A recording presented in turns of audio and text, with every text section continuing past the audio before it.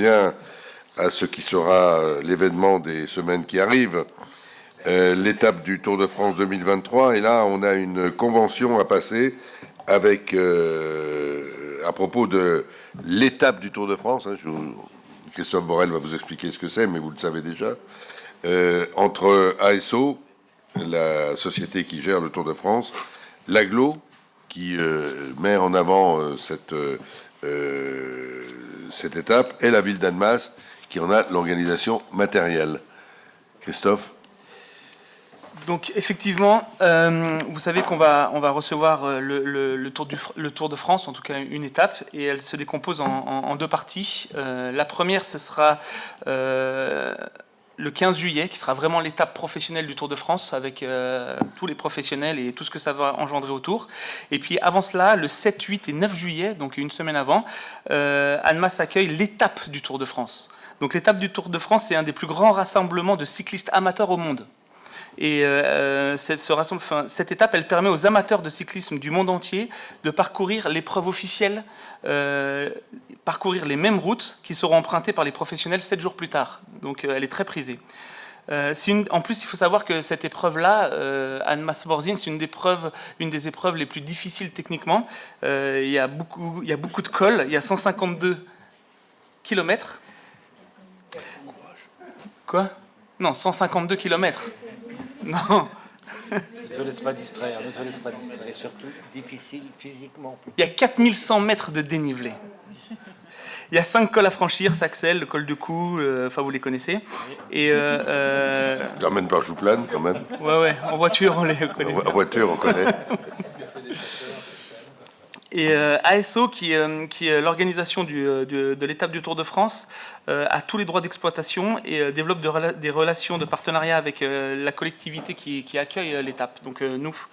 Et en collaboration avec Annemasse Aglo et la ville d'Annemasse, on doit faire une convention pour mettre en place l'accueil, les animations pour ces deux grandes manifestations, donc le Tour de France et l'étape du Tour. Donc la convention définit les obligations réciproques des parties pendant la durée de l'événement. Elle porte notamment sur les modalités d'organisation de la manifestation, les dispositions financières, les actions de communication, de promotion, l'exploitation des images du Tour de France, qui est très cadré. À ce titre, la ville d'Annemasse devra fournir à l'association ASO toute l'aide nécessaire pour l'organisation de cette manifestation et sa médiatisation. Ceci étant exposé, considérant que l'accueil de l'étape du Tour de France, qui constitue un événement sportif de renommée mondiale, vraiment, participe au rayonnement de la ville, considérant que le village départ de l'étape du Tour de France contribuera à l'attractivité d'Annemasse au travers des animations qui seront proposées et qui permettront au public de découvrir le monde du vélo, il est proposé au conseil municipal d'approuver les termes de la convention ville départ étape du Tour de France 2023 à intervenir entre la société ASO, Amaury Sport Organisation, la communauté d'agglomération Annemasse, les Voirons Agglomération et la ville d'Annemasse, d'autoriser monsieur le maire ou son représentant à signer la dite convention. Voilà, vous avez le contenu de la convention en détail, et qui précise notamment tout ce qui concerne la publicité. Monsieur Gaconnet. Oui, bon, ASO, c'est une très très grosse machine, on va pas se mentir. J'ai aucun doute sur la qualité de nos agents à pouvoir répondre, enfin les agents et même au-delà, à répondre au défi qui sera lancé, parce que ça reste un défi, un grand défi.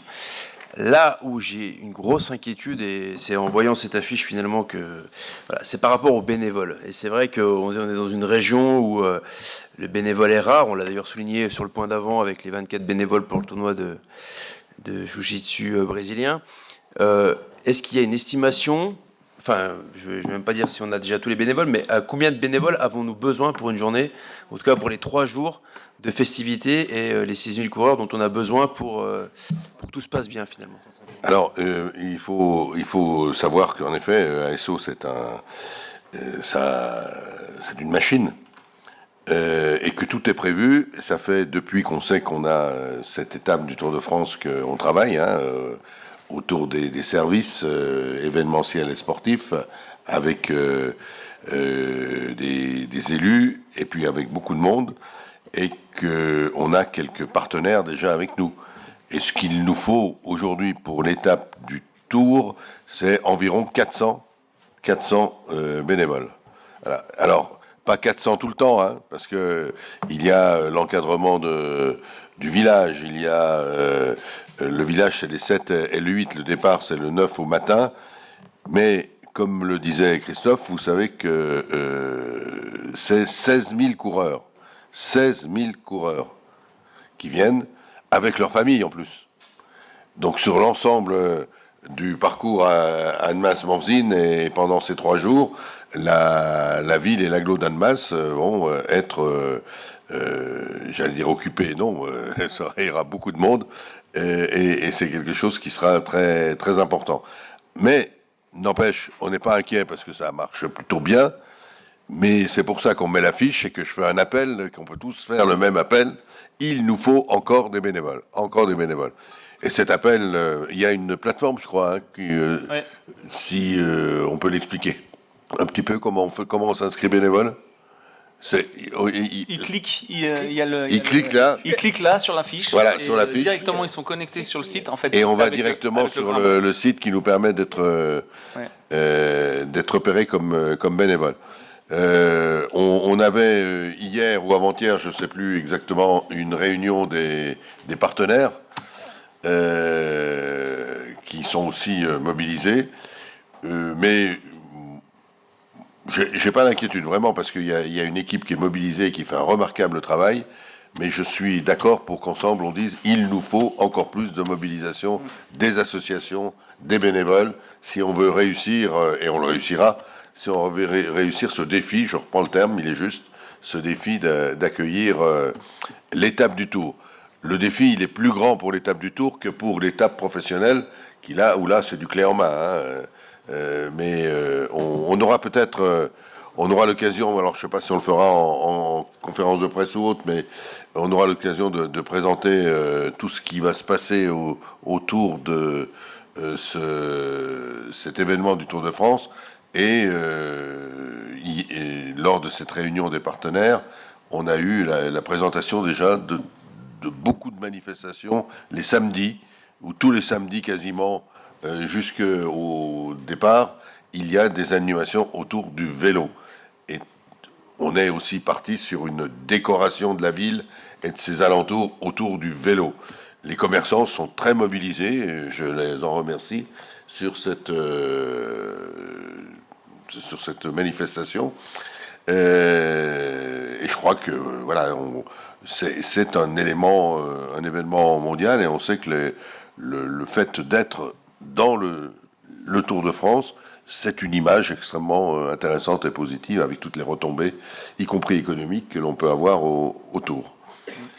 Et puis, il y a des gens qui sont parmi autour de cette table, qui sont capables de relever les défis, y compris sportifs. J'en ai un à ma gauche, pour faire l'étape du Tour. Il est déjà pas allé jusqu'à Bellegarde. Alors, moi, je suis d'accord pour la faire, mais en voiture.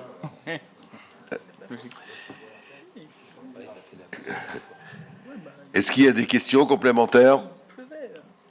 Est-ce qu'on valide cette convention? Bien évidemment. Des votes contre, des abstentions? Merci.